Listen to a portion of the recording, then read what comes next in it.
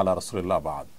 সুপ্রিয় দর্শক শ্রোতা ভাই বোন, আসন্না ফাউন্ডেশন স্টুডিও থেকে আপনাদের সঙ্গে যুক্ত হয়েছি। আসন্না ফাউন্ডেশন আয়োজিত সাপ্তাহিক সরাসরি প্রশ্ন উত্তরমূলক অনুষ্ঠান শরীর সমাধানের 228তম পর্বে নির্দিষ্ট সময়ের প্রায় 40 মিনিট পর আজ আমরা লাইভ অনুষ্ঠানে যুক্ত হয়েছি। তার কারণ আপনারা জানেন যে আসন্না ফাউন্ডেশন আয়োজিত এসএসসি এবং দাখিল পরীক্ষা সমাপনকারীদের জন্য আজ আমাদের যে অনুষ্ঠান ছিল সেখানে লাইভ সম্প্রচারিত হয়েছিল। তো লাইভের সমস্ত মেশিনপত্র সবগুলো আবার স্টুডিওতে এনে সেট আপ করার পর কিছুটা যান্ত্রিক ত্রুটি দেখা দিয়েছে, যার ফলে 40টি মিনিট আমরা স্টুডিওতে আপনাদের জন্য অপেক্ষা করেছি। যেহেতু দেরিতে আমরা সংযুক্ত হয়েছি, সেজন্য আজকের লাইভ অনুষ্ঠানটি আমরা ইনশাআল্লাহ 30 মিনিটে সমাপ্ত করব ইনশাআল্লাহ তাআলা। যেহেতু হজের কারণে আমাদের 1-2টি লাইভ অনুষ্ঠান আমরা এমনিতেই অংশগ্রহণ করতে পারবো না, সেজন্য আজকে 30 মিনিটের জন্য হলেও লাইভ অনুষ্ঠানটিতে আমরা অংশগ্রহণ করাটা প্রয়োজনীয় মনে করেছি, সেজন্য আপনাদের সঙ্গে যুক্ত হয়েছি। আশা করি আপনারা আমাদের সঙ্গেই থাকবেন এবং বিরতিহীনভাবে 30 মিনিটের লাইভ অনুষ্ঠানটি আমরা করবো ইনশাআল্লাহ তাআলা। যথারীতি অন্যান্য দিনের মতো আপনাদের যে কোনো জীবন জিজ্ঞাসা মন্তব্যের ঘরে লিখুন। আমরা ইনশাআল্লাহ আপনাদের বেশি থেকে বেশি সংখ্যক প্রশ্ন উত্তর দেওয়ার চেষ্টা অব্যাহত রাখবো, যদি আল্লাহ আমাদেরকে তৌফিক দান করেন। এবং জ্ঞানের অনুষ্ঠানটি অন্যদের মাঝেও আমরা ছড়িয়ে দিই, যাতে অন্যরাও সেখান থেকে তাদের প্রয়োজনীয় জ্ঞান আহরণ করতে পারেন। প্রিয় দর্শক, আর বিলম্ব না করে চলুন আপনাদের প্রশ্ন উত্তরের আলোকিত ভুবনে আমরা প্রবেশ করি। ইতিমধ্যে আমি বিভিন্ন প্রশ্ন দেখতে পাচ্ছি। মোহাম্মদ শরীফ আপনি লিখেছেন, 2-1 দিনের মধ্যেই সংসদে বাজেট উত্থাপিত হবে। এবারের বাজেটে দেশি বিদেশি ঋণের সুদই দিতে হবে 1.25 লাখ কোটি টাকা। এ সম্পর্কে আপনি কি বলবেন?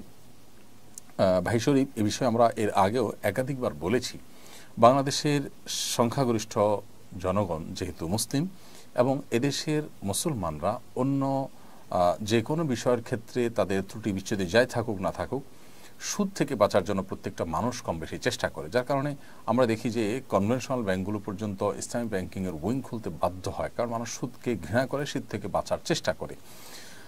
এজন্য জাতীয় বাজেটে সুদি ঋণের নির্ভরতা কমানোটা এটা আমাদের সংশ্লিষ্ট কর্তৃপক্ষের নৈতিক দায়িত্ব, সরকারের নৈতিক দায়িত্ব। কারণ জনগণ যে জিনিসটি চায় না, সে জিনিসটি জনগণের উপরে যথাসম্ভব চাপানো থেকে বিরত থাকাটা তাদের অবশ্যই দায়িত্বের মধ্যে পড়ে। বিধায় আমাদের জাতীয় বাজেটে এই সুদি ঋণের নির্ভরতাটা কমাতে হবে এবং সেটার জন্য আমরা এর আগে বলেছি যে সংশ্লিষ্ট বিষয় বিশেষজ্ঞরা তাদের মতামত দিবেন। আমরা আমাদের ক্ষুদ্র জ্ঞান থেকে আমাদের একজন দেশের নাগরিক হিসাবে যে বক্তব্য আছে সেখান থেকে আমরা বলতে চাই যে বহু খাত আছে যে খাতগুলোতে আসলে কৃচ্ছতা সাধন করলে, অপচয় বন্ধ করলে আমাদের অনেকখানি সুদি ঋণের উপর নির্ভরতা কমানো যাবে। ধরা যাক যে আমাদের সরকারি কর্মকর্তাদের জন্য যে লাক্সারিয়াস গাড়িগুলো কেনা হয়, এই গাড়িগুলোর ম্যাক্সিমামই ঢাকার মধ্যে বা শহরের মধ্যেই চলাফেরা করে। এমনকি লং রুটেও যদি চলাফেরা করে, সেখানে লাক্সারিয়াস গাড়ির প্রয়োজনীয়তা খুব বেশি আছে যে তা কিন্তু নয়। কিন্তু চাইলে আমরা তুলনামূলক কম দামের গাড়ি দিয়ে পারপাস সার্ভ করতে পারি। এরকম সরকারি কাজে কী পরিমাণ অপচয়, অপব্যয় এবং এমন সব ব্যয় হয় যে ব্যয়গুলোকে চাইলেই সংকোচন করা সম্ভব। শুধুমাত্র এভাবে সব জায়গায় যদি সংকোচন নীতি অবলম্বন করা হয়, তাহলে আমার মনে হয় যে সুদি ঋণের উপর নির্ভরতা অনেকাংশেই কমানো সম্ভবপর হবে। তাছাড়া এর জন্য দীর্ঘমেয়াদী পরিকল্পনাও করা দরকার, যে একটা সময় যেন সুদি ঋণের উপর নির্ভরতা সম্পূর্ণরূপে কমানো যায়।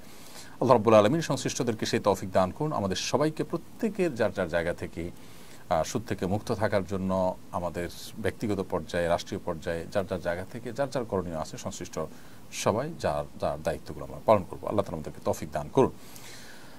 মোহাম্মদ ফাহাদ আপনি লিখেছেন, সম্প্রতি ঢাকায় একটি গোলটেবিল অনুষ্ঠিত হয়েছে, শিরোনাম আসুন মাসিক নিয়ে কথা বলি। একান্ত ব্যক্তিগত বিষয় নিয়ে ধরনের অনুষ্ঠানের আয়োজন সম্পর্কে আপনার মন্তব্য কী?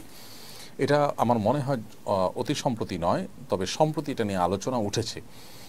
তবে এ ধরনের অনুষ্ঠান প্রায় হয়ে থাকে আমাদের দেশের শিক্ষা প্রতিষ্ঠানগুলোতে সচেতনতার নাম দিয়ে মাসিক এবং এ জাতীয় বিষয়গুলোকে নিয়ে খোলামেলা আলাপ আলোচনা করার জন্য একটা শ্রেণী মানুষ আমাদের সাধারণ কিশোর কিশোরীদেরকে এবং শিক্ষার্থীদেরকে উদ্বুদ্ধ করছে।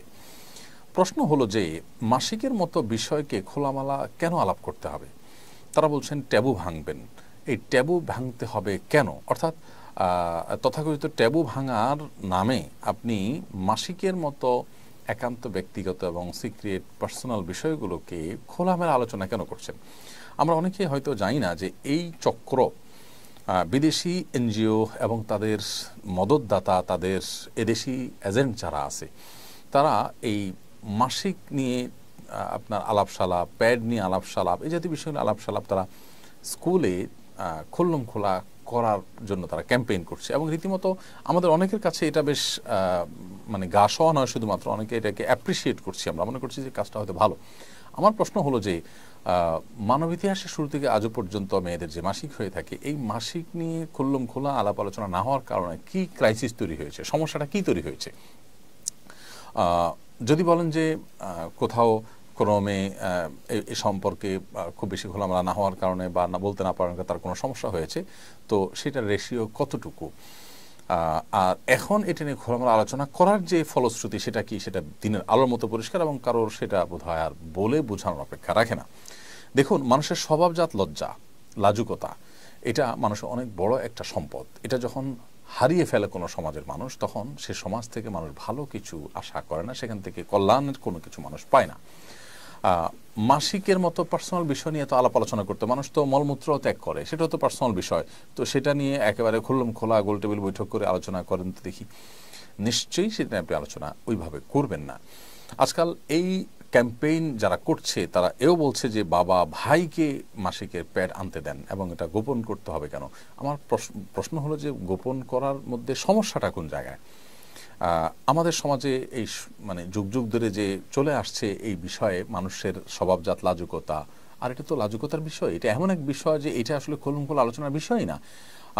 পশ্চিমা যে সংস্কৃতি, তা সেখানে আপনার মানুষের যৌন কর্মকেও তারা আজকাল ব্যক্তিগত কর্ম বা গোপন কর্ম তারা মানতে রাজি না। তো মলমূত্র ত্যাগ করার জন্য আর তাহলে এটা কি এখানেও আর ওয়াল দেওয়ার দরকার কি? গ্লাস লাগাই দেন, এটাকেও আর ব্যক্তিগত কাজ বলার দরকার কি?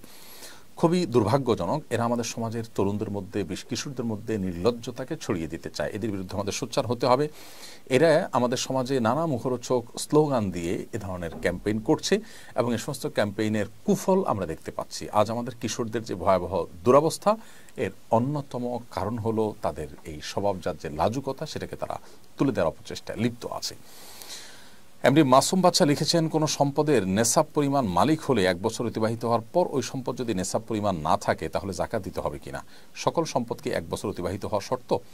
কোনো সম্পদ, কেউ যদি নেশাব পরিমাণ সম্পদের মালিক হয়েছে, এরপর মাঝখানে যদি কোনো সম্পদ এসে যুক্ত হয়, তাহলে ওইটার আর 1 বছর অতিবাহিত হওয়া জরুরি নয়, বরং আগের যেই নেশাব আছে সেই নেশাবের সাথে যেটাই প্লাস হবে, সেটা আগের নেশাবের যখন জাকাত দিবেন সেটার সাথে মাঝে প্লাস হওয়া সম্পদেরও জাকাত আপনি দিয়ে দিবেন। আব্দুল্লাহ আল জুবাইর আপনি লিখেছেন, ব্যাংক থেকে লোন নেওয়া হারাম, কিন্তু বিপদে পড়ে কেউ যদি নিয়ে ফেলে এই গুনাহের ক্ষমা কি হবে? কিভাবে তওবা করলে আল্লাহ তাআলা মাফ করবেন? ভাই আব্দুল্লাহ আল জুবাইর, সুদী ব্যাংকের লোন বা সুদী প্রতিষ্ঠান থেকে সুদভিত্তিক লোন নেওয়া হারাম।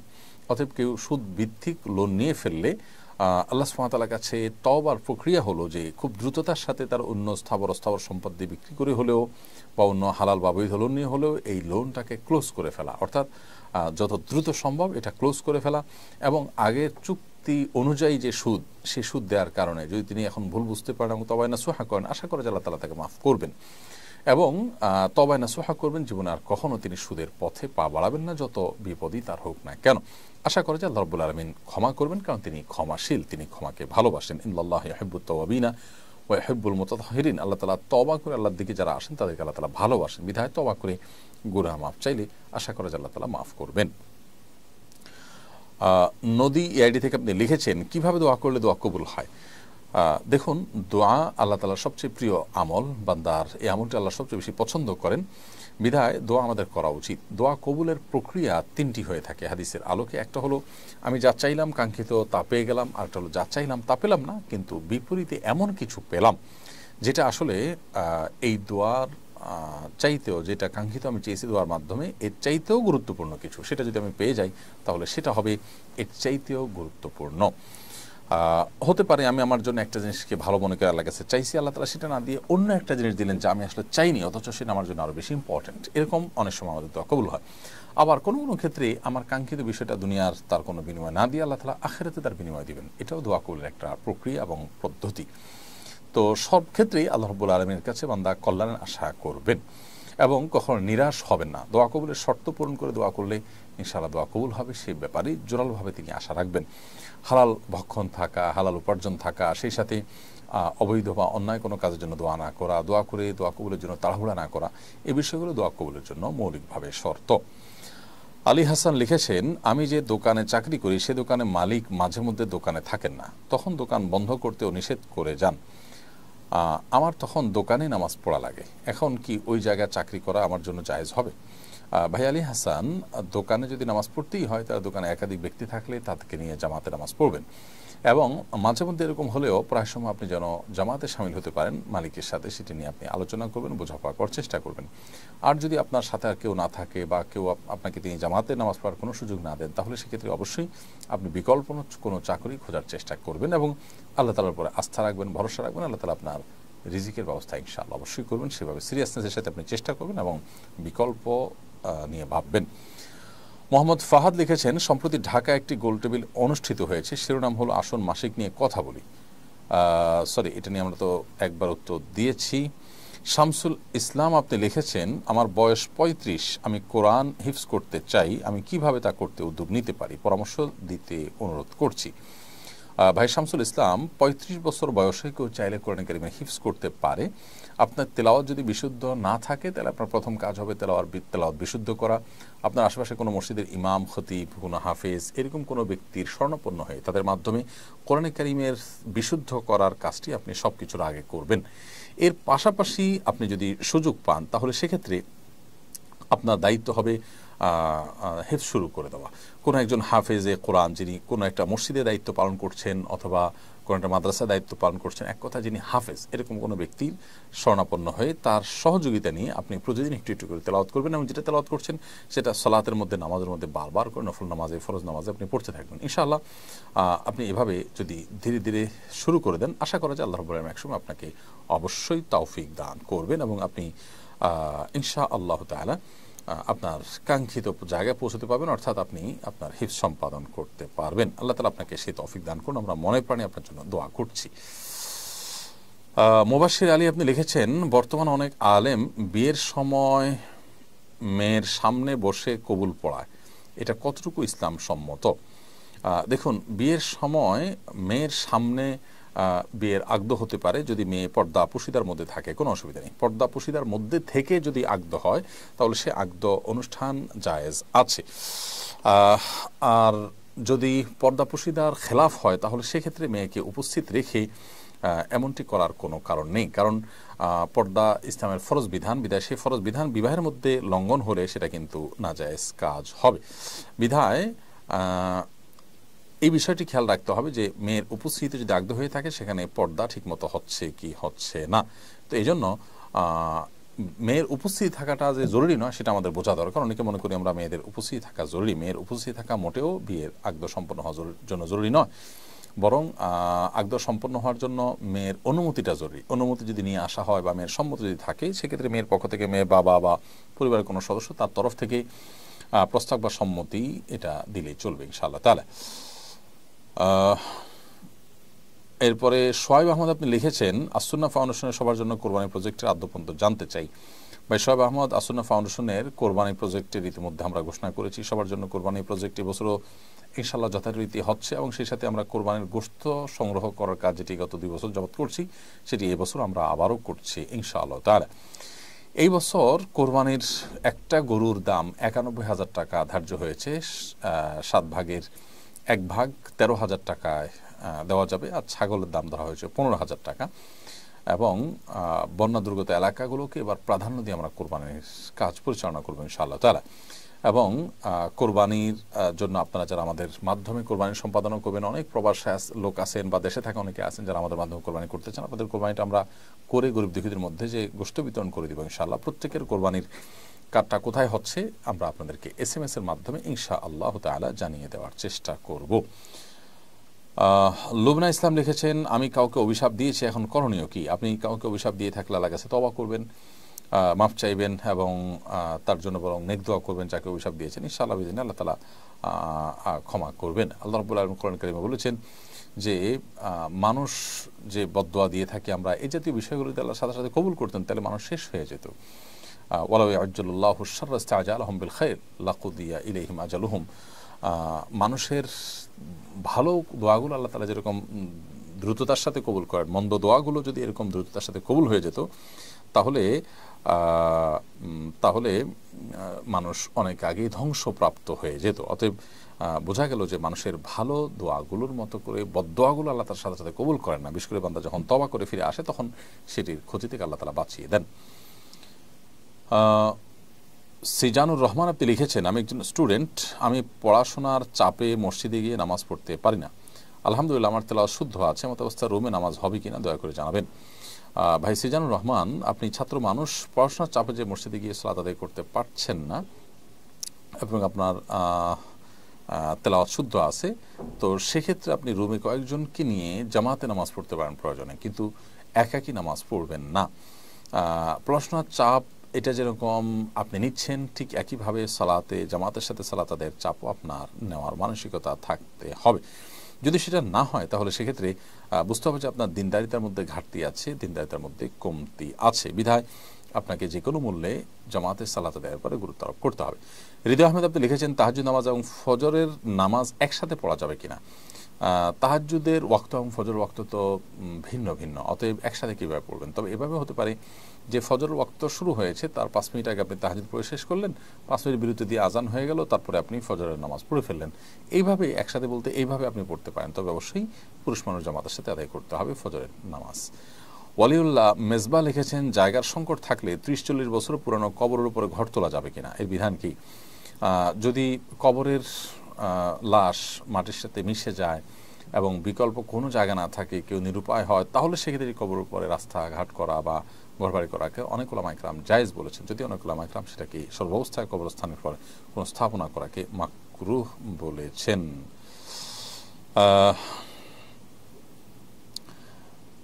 তাসনিম জাহান ফাহিমা আপনি লিখেছেন, আমার মায়ের কোনো সঞ্চয় নেই, কিন্তু ওনার বাবার বাড়ি থেকে কিছু জমি পেয়েছেন, এই অবস্থায় কি আমার মায়ের হজ ফরজ?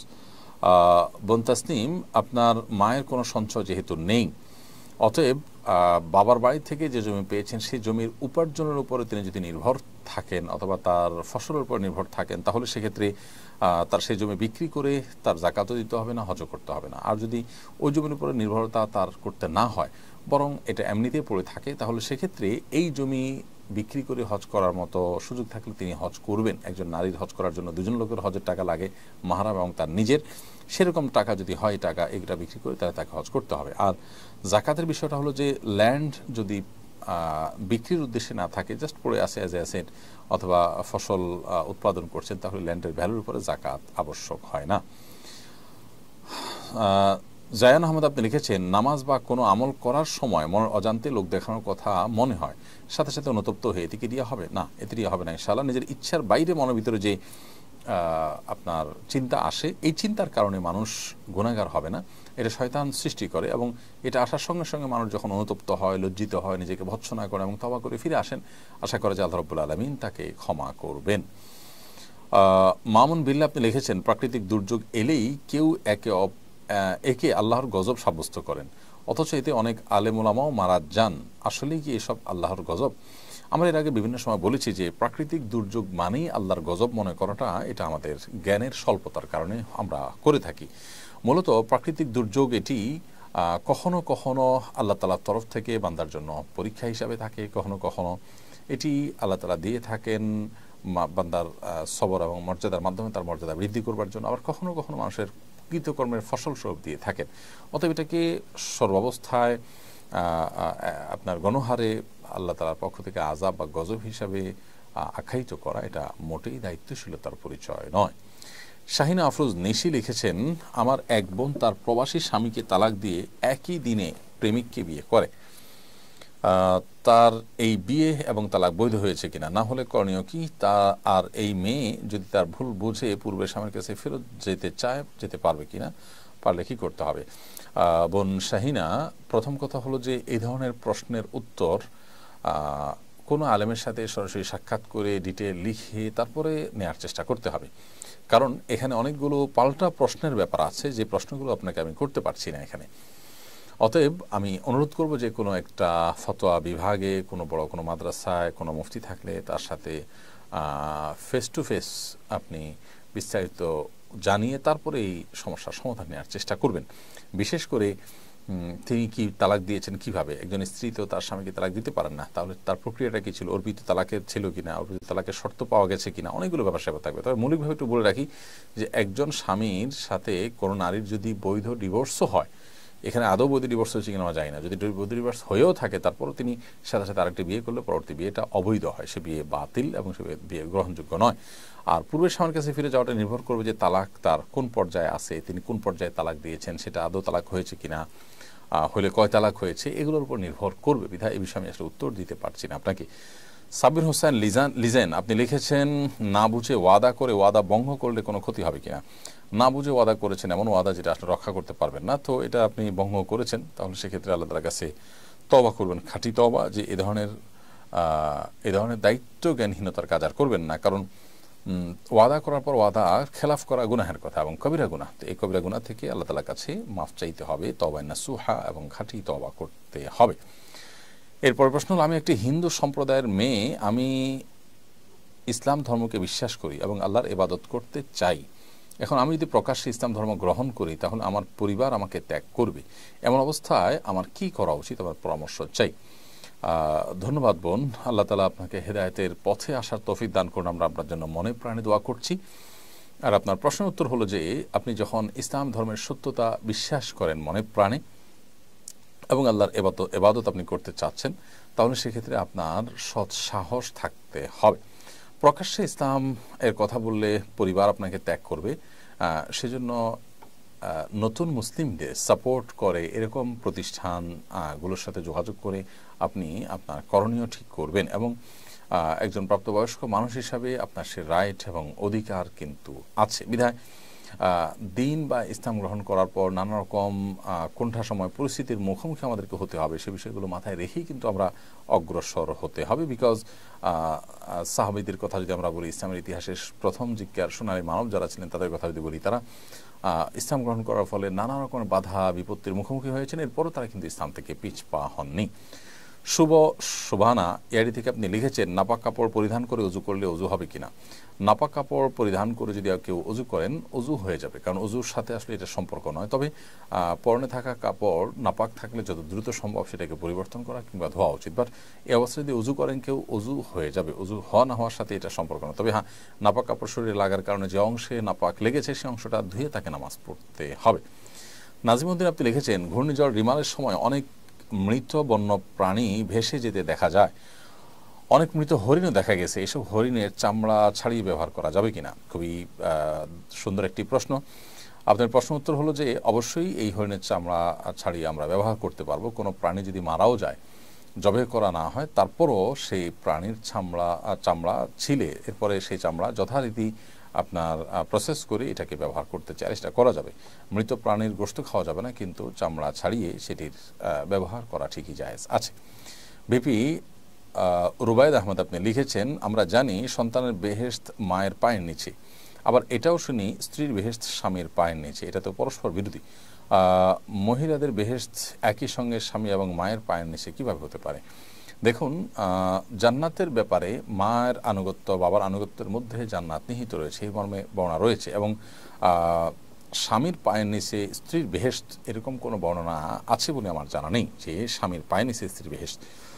বরং সর্বাবস্থায় মা বাবা তাদের আনুগত্যের মধ্যে জান্নাত নিহিত রয়েছে। তবে হ্যাঁ, একজন নারী তিনি বিবাহের পর অবশ্যই তার স্বামীর আনুগত্য করবেন, বৈধ নির্দেশগুলো তিনি মেনে চলবেন, সেটি ভিন্নতর বিষয়। বদরুদ্দিন আপনি লিখেছেন, একজন গায়ক সম্প্রতি বলেছেন গানের মাধ্যমে উপার্জিত অর্থ হারাম খাওয়া উচিত নয় বলে তিনি সেসব দিয়ে খাবার কেনেন না, এগুলো দিয়ে বাড়ি বানিয়েছেন। খাবার কেনেন ব্যবসার টাকা দিয়ে, হারাম টাকা দিয়ে বাড়ি বানানোর বিষয়টা সম্পর্কে ইসলাম কি বলে? ভাই বদরুদ্দিন, যে গায়ক এটি বলেছেন তিনি সম্ভবত ইসলামের এই নির্দেশনাটা বুঝতে ভুল করেছেন।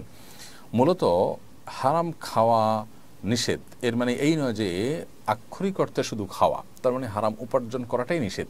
উপার্জন করে আপনি সেটা দিয়ে বাড়ি কিনলেন নাকি পোশাক কিনলেন না খাবার খেলেন না কি করলেন সেটা ইস্যু নয়। হারাম উপার্জন করতে আল্লাহ তাআলা আমাদেরকে নিষেধ করেছেন। আর খাওয়া কথাটি মোটা দাগে বোঝানো হয়েছে, এর উদ্দেশ্য শুধুমাত্র আক্ষরিক অর্থে খাওয়াটাই নিষেধ আর বাকি কাজ অনুমোদিত, ব্যাপারটা কিন্তু সেরকম নয়। মাহমুদুল হাসান আপনি লিখেছেন, দেশের একটি পাবলিক বিশ্ববিদ্যালয়ের নারী ভিসি নারী পুরুষকে একত্র করে বিশ্ববিদ্যালয়ের মসজিদের মূল অংশে অনুষ্ঠান করতে চাইলে মসজিদের ইমাম সাহেব এটা উচিত নয় বলে জানান। এর পরিপ্রেক্ষিতে পরবর্তীতে অন্য একটি মিথ্যা অজুহাতে ইমামকে অব্যাহতি দেওয়া হয়। বিষয়টা নিয়ে সমালোচনা হচ্ছে, নিয়ে আপনার মন্তব্য জানতে চাই। বিষয়টি আমাদের নজরে এসেছে, খুবই গর্হিত কাজ। এ ধরনের কিছু মানুষ, এ ধরনের কিছু নীতিহীন এবং ভ্রষ্ট মানুষ, তাদের কারণে বিশ্ববিদ্যালয়গুলোর প্রতি মানুষের দিন দিন বীতশ্রদ্ধ ভাব এটা বাড়ছে এবং মানুষ দিন দিন আস্থা হারিয়ে ফেলছে দেশের এই শিক্ষা প্রতিষ্ঠান বা বিদ্যাপীঠ, সর্বোচ্চ বিদ্যাপীঠগুলোর উপর। মসজিদে নারী পুরুষ মিলে যে কোনো প্রোগ্রাম করবে, মসজিদটি কাজের জন্য নয়। মসজিদ তো অন্য 10টা জায়গার মতো নয়, এটা আল্লাহর ঘর। অতএব এখানে ইমাম সাহেব নিষেধ করে তার দায়িত্বই তিনি পালন করেছেন। মসজিদে যদি কোনো নারী নামাজ পড়তে আসেন, তিনি যথা নিয়মে পর্দার সাথে তিনি আলাদা করে নামাজ পড়বেন। কিন্তু নারী পুরুষ একসাথে মিশ্রিত অবস্থায় আপনি সেখানে বিভিন্ন অনুষ্ঠান করবেন মসজিদের মধ্যে, এটা কোনো অবস্থাতে জায়েজ নয়। ইমাম সাহেব যেটি বলেছেন সেটি সত্যই বলেছেন। ইমাম সাহেবের কথাকে যদি তিনি সহ্য করতে না পারেন, তাহলে সেক্ষেত্রে তার সেটা সহ্য ক্ষমতার ঘাটতি এবং কমতি। তিনি ইমাম সাহেবের প্রতি এই কারণে অন্য অজুহাত তুলে যে ইমাম সাহেবের চাকরি থেকে তাকে অব্যাহতি দেওয়ার উদ্যোগ নিয়েছেন, সেটি অবশ্যই গর্হিত কাজ করেছেন এবং তার উচিত তওবা করা, আল্লাহর ভয় করে ফিরে আসা। আমাদের সবাইকে আল্লাহর কাছে চলে যেতে হবে। আমাদের অন্যায়, অনাচার, ক্ষমতার দম্ভ, এর সবগুলোর জন্য আল্লাহ তাআলা কিছু কিন্তু আমাদেরকে বিচারের মুখোমুখি হতে হবে। বিধায় আমরা আশা করব যে ইমাম সাহেবকে তার চাকরি ফিরিয়ে দেওয়া হবে এবং এই ভিসি তাকে যথাযথভাবে তার এই কৃতকর্মের জন্য প্রায়শ্চিত্ত করতে বাধ্য করা হবে। এটি আমরা প্রত্যেকটা মানুষই আশা করব এবং যে কোনো বিভাগ মানুষই সেটা আশা করবে। না হলে সমাজের মানুষের আস্থা দিন দিন তলানিতে যেতে থাকবে দেশের সর্বোচ্চ বিদ্যাপীঠগুলোর ব্যাপারে। খাদিজাতুল কুবরা আপনি লিখেছেন, আমি একজন স্টুডেন্ট, আমার পড়াশোনা মনোযোগী হতে পারছি না, আগের মতো ভালো রেজাল্ট করতে পারি না, চেষ্টার পরেও হয় না, এখন আমার কি করা উচিত? বোন খাদিজাতুল কুবরা, আপনার পড়াশোনার প্রতি মনোযোগী না হওয়ার অন্যতম বড় কারণ হতে পারে আপনার সোশ্যাল মিডিয়ার আসক্তি, মোবাইল ফোন ইত্যাদিতে ব্যস্ত থাকা ইত্যাদি ইত্যাদি। যদি এরকম কিছু হয়ে থাকে তাহলে সেক্ষেত্রে আপনি সেগুলো থেকে বেরিয়ে আসতে হবে এবং পড়াশোনায় মনোযোগ সৃষ্টি করবার জন্য আপনি রাতে তাড়াতাড়ি ঘুমিয়ে ভোরে উঠে পড়াশোনা করতে পারেন। সেটাও পড়াশোনার প্রতি মনোযোগ সৃষ্টি করতে সহায়ক ভূমিকা রাখতে পারে। এছাড়া আপনি ভালো কোনো সাইকিয়াট্রিস্টের সাথে যোগাযোগ করতে পারেন, ভালো কোনো কাউন্সিলের সাথে যোগাযোগ করতে পারেন এবং একজন বিচক্ষণ বিদগ্ধ আলেমের কাউন্সিলিংয়েও আপনার উপকার বয়ে আনতে পারে। পুরো অবস্থা জেনে তারপর আপনাকে পরামর্শ দেওয়াটা সহজ হবে। শাবিনা সুলতান আপনি লিখেছেন, আমি মানসিকভাবে খুবই কষ্টে আছি, আর সহ্য হচ্ছে না, কিভাবে নিজেকে সামলাবো। দেখুন, ইমানদারের কষ্টের, যে কোনো মানুষের কষ্টের একটা শেষ আছে, সীমানা আছে। দুনিয়া জীবন শেষ হয়ে গেলে আমাদের এই কষ্টগুলো আর থাকবে না। এজন্য একজন ইমানদার যে কোনো কষ্টে ভেঙে না পড়ে, মুষড়ে না পড়ে তিনি আল্লাহর প্রতি আস্থা রাখবেন এবং ভরসা রাখবেন। মনে রাখবেন যে এই পরিস্থিতি আপনার যে কষ্টের কারণ হচ্ছে, এটার এক সময় এন্ডিং আছে, এর একটা শেষ আছে, বিধায় এক সময় এটা শেষ হবে। বিধায় আপনি সবর করবেন এবং আল্লাহ সুবহানাহু ওয়া তাআলার কাছে কেমন বাক্যে দোয়া করবেন। আল্লাহ তাআলা তার প্রিয় নবীদেরকে, তার প্রিয় রাসূলদেরকে জীবনে অনেক বেশি বিপদ আপদ দিয়েছেন, পেরেশানি দিয়েছেন। অতএব তারা কিন্তু সেগুলোতে সবর করেছেন, ভেঙে পড়েন নাই। আপনি ভেঙে পড়বেন না, আল্লাহ তাআলার কাছে দোয়া করবেন। দুরুদ এবং দোয়া ইউনুস এবং ইস্তেগফার বেশি বেশি পাঠ করবেন এবং বিশেষ করে এই ধরনের পরিস্থিতিতে আল্লাহ তাআলার কাছে ডিপ্রেশন থেকে বাঁচার জন্য দোয়া করবেন। আল্লাহুম্মা ইন্নী আউযু বিকা মিনাল হাম্মি ওয়াল হাযান। আল্লাহ আপনার কাছে টেনশন, পেরেশানি, ডিপ্রেশন থেকে আমরা পানাহ চাই। আশা করা যায় আল্লাহ তাআলা আপনার প্রতি রহম করবেন। আব্দুল্লাহ জুবাইর লিখেছেন, দ্রুত বিবাহের জন্য কি কোনো আমল আছে? স্পেসিফিক কোনো আমল নেই, তবে দ্রুত বিবাহের জন্য আপনি নিজের উপার্জন করার পাশাপাশি আল্লাহ তাআলার কাছে সাধারণ সময় দোয়া করলেন এবং প্রচেষ্টা অব্যাহত রাখলেন। আশা করা যায় আল্লাহ তাআলা আপনাকে সফল করবেন। ফরিদ কবির লিখেছেন, লিচুর ক্ষেত্রে একটা ব্যাপার প্রায় লক্ষ্য করা যায়, পরিমাণে কম থাকে। যারা পরিমাণে কম দেয় তাদের ব্যাপারে ইসলাম কি বলে? কোরআন কারীম আল্লাহ তাআলা বলেছেন, ওয়াইলুল লিল মুতাফফিফিন। যারা পরিমাণে কম দেয় ক্রয় বিক্রয়ের ক্ষেত্রে, তাদের জন্য ধ্বংস অনিবার্য, আল্লাহ তাআলা বলেছেন। এবং কওমে সামুদের যে ত্রুটিগুলো ছিল, তমল থেকে একটা ছিল যে তারা মাপে কম দিত। আরও বিভিন্ন জাতির এই ধরনের অপরাধ কর্ম ছিল এবং তার ফলশ্রুতিতে তাদের প্রতি আল্লাহ তাআলা আযাব এসেছে। আখির নবী মুহাম্মদ সাল্লাল্লাহু আলাইহি ওয়াসাল্লামের উম্মতের উপর একসাথে আযাব এসে সমূলে তাদের ধ্বংস করবে না। তবে আল্লাহ তাআলা কোরআনে ঘোষণা দিয়েছেন, ওয়াইলুল লিল মুতাফফিফিন, যারা ওজনে কম দেয় তাদের ধ্বংস অনিবার্য, সেটা আজ হোক আর দুদিন পরে হোক। বিধায় আল্লাহ তাআলার কাছে অবশ্যই এর জন্য জবাবদিহিতার মুখোমুখি হতে হবে এবং কিয়ামতের ময়দানের বিচার হবে, জাহান্নামে যেতে হবে। বান্দার হক এমন কঠিন বিষয় যে বান্দার হক আল্লাহ তাআলা মাফ করবেন না। বান্দার হক বান্দার কাছ থেকে যদি আপনি সেটার সুরাহা করে যেতে না পারেন, তাহলে মৃত্যুর পর আল্লাহ তাআলার কাছে আপনার প্রত্যেকটা পয়সার জন্য আপনাকে হিসাব দিতে হবে। সেখানে একজন লিচু বিক্রেতা 100 লিচু বলে দিলেন, তিনি জানেন সেখানে 10টা কম আছে, ইচ্ছা 10 কমায় দিলেন। তো এই যে বিজনেস তিনি করছেন, তিনি এর জন্য হারামে লিপ্ত এবং আল্লাহ তাআলার কাছে জবাবদিহি করবেন। বিধায় আল্লাহর ভয় তাদের মধ্যে থাকা উচিত। এবং মনে রাখা যদি এই সম্পদ আমাদেরকে সুখ দিতে পারে না যদি আমরা হারাম পদ্ধতিতে সেটি কামাই। সোহেল সুন্দরা লিখেছেন, বই বিনিময় উৎসব, এক বই বিনিময় অন্য বই বিনিময় কি সুদের পর্যায়ে পড়ে? যদি কারোর কাছে বই থাকে, একটা বই দিয়ে তিনি আরেকটা বই লেনদেন করেন পরস্পরের মধ্যে, তো এটা সুদের আওতায় পড়বে না। আশিক মণ্ডল আপনি লিখেছেন, কসর নামাজ জামাতে কিভাবে পড়বে এবং জুমার দিন কিভাবে কসর করব? কসর নামাজ আপনি যখন জামাতে পড়বেন তখন ইমাম সাহেব যদি মুসাফির হন এবং মুক্তাদিরও মুসাফির হয় তাহলে উভয়ে কসর পড়বেন। আর যদি ইমাম সাহেব স্থানীয় হয় তাহলে সেক্ষেত্রে মুক্তাদির জন্য আর কসর প্রযোজ্য হয় না। মুক্তাদি মুসাফির হলেও ইমামের আনুগত্য করে পুরো নামাজ পড়বেন। আর জুমার দিন মুক্তাদি যদি মুসাফির হন তিনি চাইলে জুমা না পড়ে জোহর পড়তে পারেন। আর যদি জুমা পড়েন তাহলে সেক্ষেত্রে জুমা ইমাম সাহেবের সাথে যথারীতি 2 রাকাত জুমাই পড়বেন, জুমার 2 রাকাতে তার কসর হয় না। মাহবুবুর রহমান লিখেছেন, ঘূর্ণিঝড় রিমালের দেশে দক্ষিণাঞ্চলে ব্যাপক ক্ষয়ক্ষতি হয়েছে, দুর্যোগকালে করণীয় কি? দুর্যোগকালে একে অন্যের সহযোগিতা করা খুব বেশি কর্তব্য। স্বার্থপরতার পরিচয় দেওয়া মোটেও উচিত নয়। সময় একরকম থাকে না, সময় পরিবর্তন হয়। সবচেয়ে বড় কথা হলো এই সময়গুলো আল্লাহ তাআলার সন্তুষ্টির লাভের বিরাট বড় সুযোগ আমাদেরকে তৈরি করে দেয়, এনে দেয়। সেজন্য সেই সুযোগটাকে সর্বোচ্চ সদ্ব্যবহার আমাদের করা উচিত এবং একে অন্যের পাশাপাশি দাঁড়ানো উচিত। ঘূর্ণিঝড় রিমাল দেশের দক্ষিণাঞ্চলে ব্যাপক ক্ষয়ক্ষতি হয়েছে, আসুন্নাহ ফাউন্ডেশনের কোনো ত্রাণ কার্যক্রম দেখতে পাচ্ছি না কেন? ধন্যবাদ আপনাকে আসুন্নাহ ফাউন্ডেশনকে স্মরণ করবার জন্য। আসলে দক্ষিণাঞ্চলে যে ক্ষয়ক্ষতি হয়েছে, প্রথমত সেই ক্ষয়ক্ষতিটা তো সন্দেহাতীতভাবে বেশ অনেক ক্ষয়ক্ষতি হয়েছে, কিন্তু আসুন্নাহ ফাউন্ডেশন এখান থেকে ত্রাণ কার্যক্রম পরিচালনা করার জন্য বেশ কিছু বিষয় আমরা গুরুত্বের সাথে খুব বিবেচনা করি। এর একটা হলো যে ক্রাইসিসটা যখন অনেক বেশি হয়, যখন আসলে কোনোভাবেই মানুষ সেটা টলারেট করার মতো থাকে না, তখন আমরা সর্বশক্তি দিয়ে নেমে পড়ার চেষ্টা করি। এখন দক্ষিণাঞ্চলে যে অবস্থা হচ্ছে সেটা অবশ্যই অনেক ক্ষয়ক্ষতি, কিন্তু দক্ষিণাঞ্চলে এমনিতে অনেক সময় বন্যা হয়, নদীমাতৃক এলাকা, সেখানে বন্যার সাথে মানুষ কিছুটা হলেও তাদের জানাশোনা আছে এবং এগুলো মোকাবেলা করার মতো পরিস্থিতি তাদের আছে। তারপরও সেখানে সহযোগিতা প্রয়োজন। কিন্তু আসুন্নাহ ফাউন্ডেশনের আপনারা জানেন যে অনেকগুলো প্রজেক্ট ইতিমধ্যে চলমান আছে। এই অবস্থায় আসলে অনেক জরুরি কাজ যেগুলো আমরা ইতিমধ্যে হাতে নিয়ে ফেলেছি সেগুলো শেষ না করে আসলে আমরা মুভ করতে পারছি না। যেজন্য আমরা ভাবছি যে আপাতত খাদ্যের কষ্টে সেখানে মানুষ আছে এবং অনাহারে মানুষ দিনাতিপাত করছে, এই লেভেলের কষ্টের চাইতে ঘরবাড়ি ভাঙন, অন্যান্য ক্ষয়ক্ষতিগুলো মানুষের বেশি হয়েছে। যার কারণে আমরা ইনশাআল্লাহ বন্যা পরবর্তী পুনর্বাসন করতে পারি কিনা সেটা নিয়ে আমরা ভাবছি, পর্যালোচনা করছি। এবং সেই সাথে কোরবানির যে প্রজেক্ট আমাদের আছে, ইনশাআল্লাহ কোরবানির প্রজেক্টটাকে আমরা এই ঘূর্ণিঝড় দুর্গত এলাকাগুলোতে বিশেষ প্রায়োরিটি দিয়ে আমরা সম্পাদন করার চেষ্টা করব ইনশাআল্লাহ তাআলা। সৌরভ ইসলাম সাজিদ লিখেছেন, ছোট একটা চাকরি করে বিয়ে করতে চাই, তবে মনের ভিতর নানা রকম দ্বিধাদ্বন্দ্ব আছে, এ বিষয়ে কিছু বলবেন? ভাই সৌরভ ইসলাম সাজিদ, আল্লাহ তাআলা আপনার মনের বাসনা পূরণ করুক, আমরা দোয়া করি, এবং আপনার বিবাহের যে প্রয়োজন সেটা আল্লাহ তাআলা পূরণ করার তৌফিক দান করুন। আমার মনে হয় আপনি কোনো আলেমের সাথে সরাসরি সাক্ষাৎ করে আপনার বিষয়টা সম্পর্কে আপনি জানার চেষ্টা করেন এবং সুরাহা করার চেষ্টা করেন, তাহলে ইনশাআল্লাহ বিদিল্লাহ আশা করা যায় যে আপনি আপনার সমস্যার সমাধান করতে পারবেন। আব্দুল আল কাফি লিখেছেন, দুর্যোগের মুহূর্তকেও অনেকে উদযাপন করে। ঘূর্ণিঝড় রিমালের সময়ও ফেসবুকে অনেকে খিচুড়ি খাওয়ার পোস্ট করেছে।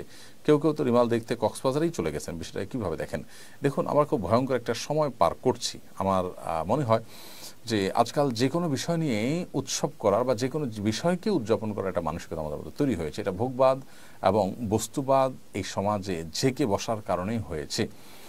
একজন ইমানদার তিনি পরকালে বিশ্বাসী হওয়ার কারণে তিনি ভোগবাদে গা ভাসাতে পারেন না, তিনি এই ধরনের উন্মাদনা তিনি করতে পারেন না। দুর্যোগ দুর্বিপাকে, বিশেষ করে ঘূর্ণিঝড়, প্লাবন, তুফান, এই সমস্ত পরিস্থিতিতে, ঝড় বৃষ্টি, এই সমস্ত পরিস্থিতিতে প্রান্তিক জনগোষ্ঠীর মানুষের অনেক কষ্ট হয়। তাদের কথা একজন বিবেকবান মানুষের মাথায় আসবে এবং তাদের জন্য কিছুটা করার চিন্তা করবেন। এর বাইরে সেই সময়টাতে ফুর্তি করা, আমি ঝড়ের মধ্যে বরং অনেক বেশি ফুর্তি করছি, আনন্দে আছি, আমি গোশ পোলাও খাচ্ছি বা খিচুড়ি খাচ্ছি, এই বিষয়গুলো সোশ্যাল মিডিয়াতে শেয়ার করা ইত্যাদি করা, এটা হলো দায়িত্ব জ্ঞানহীনতার পরিচয়। মানুষ যে এখন স্বার্থান্ত হয়ে গেছে, মানুষ যে তার আশপাশ নিয়ে ভাবার সুযোগ পর্যন্ত নেই, শুধুমাত্র নিজের সুখটুকুই দেখছে, এরকম একটা ভয়ঙ্কর পরিস্থিতি আমরা দেখতে পাচ্ছি। এবং ধর্মীয় শিক্ষা, নৈতিক শিক্ষা সর্বত্র এটাকে দূরে সরিয়ে দেওয়ার কারণে কিন্তু এই পরিস্থিতি তৈরি হয়েছে। বিধায় আমাদের উচিত হবে আল্লাহর কাছে তওবা করা, ইস্তেগফার করা এবং এ জাতীয় পরিস্থিতিতে আল্লাহর দিকে মনোনিবেশ করা, ফুর্তি করা নয়। এসে আকবর লিখেছেন, তাহাজ্জুদের আগে কি বিতরের নামাজ পড়া যাবে? তাহাজ্জুদের আগে বিতরের নামাজ পড়বেন না, বিতরের নামাজ হবে শেষ নামাজ। নবী সাল্লাল্লাহু আলাইহি ওয়াসাল্লাম বলেছেন যে আখিরাত সালাতিকুম বিল্লাইলি বিতরা, তোমরা রাতের শেষ নামাজ হবে তোমাদের বিতির। তবে কোনো কারণে যদি বিতরের নামাজকে আপনি রাতের শেষ নামাজ না করে আগে বিতির পড়ে ফেলেছেন, পরে সুযোগ পেয়েছেন বিতির পড়া, সেটা জায়েজ আছে। মনি বিনতে হোসেন লিখেছেন, বদনজর লেগেছে কিনা কিভাবে বুঝবো? এটা রাখিরা ভালো বলতে পারবে, বিশেষ করে সোশ্যাল মিডিয়াতে রুকিয়ার অ্যাপগুলো থেকে আপনারা সহযোগিতা নিতে পারেন। রোমানা কবির লিখেছেন, আমার ভাগ্নি 10 বছর 1 মাস 13 দিন বয়সে ইন্তেকাল করেছে। সে হিজাব করতো, কোরআন পড়তে পারতো এবং নামাজ শেখানো হচ্ছিল। ওর জন্য দোয়া কামনা করছি। অবশ্যই আপনার ভাগ্নির জন্য দোয়া করছি, আল্লাহ তাআলা তাকে জান্নাতুল ফেরদাউসের মেহমান হিসেবে কবুল করুন। মমিন খান লিখেছেন, সন্তান জন্ম হওয়ার পর যদি আজান দেওয়া না হয় পরবর্তী করণীয় কি? আর পরবর্তীতে বিশেষ কোনো করণীয় যদি আজান দেওয়া মিস হয়ে থাকে তবে আজান দেওয়াটা মুস্তাহাব, না দিলে যে গুনাহ হবে এটা সেরকম না। নীলুফা জামি আপনি লিখেছেন, রিজিক নিয়ে খুব পেরেশানিতে আছি, পরামর্শ কামনা করছি। রিজিক নিয়ে পেরেশানি এই জন্য হয় যে রিজিক সম্পর্কে আমাদের ধারণা নাই, যে এটি আল্লাহ তাআলার জিম্মায়। আমরা চেষ্টা করব আমাদের দায়িত্ব এবং কর্তব্যের অংশ হিসেবে, বাকি রিজিক দেওয়ার মালিক আল্লাহ তাআলা। আল্লাহ তাআলা কখনো পরীক্ষা করেন, কখনো কষ্ট দেন, কখনো মানুষকে সুসময় দেন। সেই পরিস্থিতিগুলোতে আল্লাহ তাআলার উপরে পরিপূর্ণ আস্থা আমাদের থাকতে হবে। তাবাসসুম কিয়া লিখেছেন, আমার শ্বাসের সমস্যা, আমি সব সময় উজু করতে পারি না, এক্ষেত্রে আমি কি তায়াম্মুম করতে পারবো? শ্বাসের সমস্যা হলে পানি দ্বারা যদি উজু করতে আপনি না পারেন তাহলে সেক্ষেত্রে তায়াম্মুম করতে পারবেন।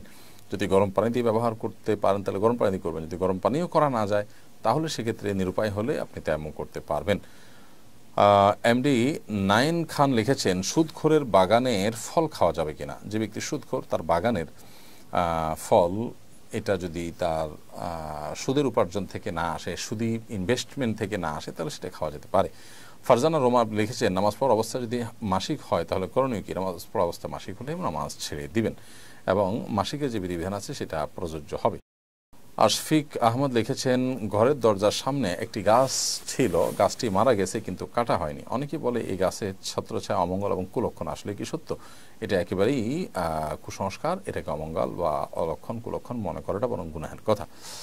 কামরুল হাসান লিখেছেন, যদি রাতে স্বপ্নদোষ হয় আর আমি না বুঝতে পেরে গোসল ছাড়াই ফজর নামাজ পড়ি তাহলে কি আমার নামাজ হবে কিনা? আপনি না জেনে না বুঝে যেটা করে থাকেন পরবর্তীতে সে নামাজ কাজা করবেন, কারণ তার এই নামাজ হয়নি।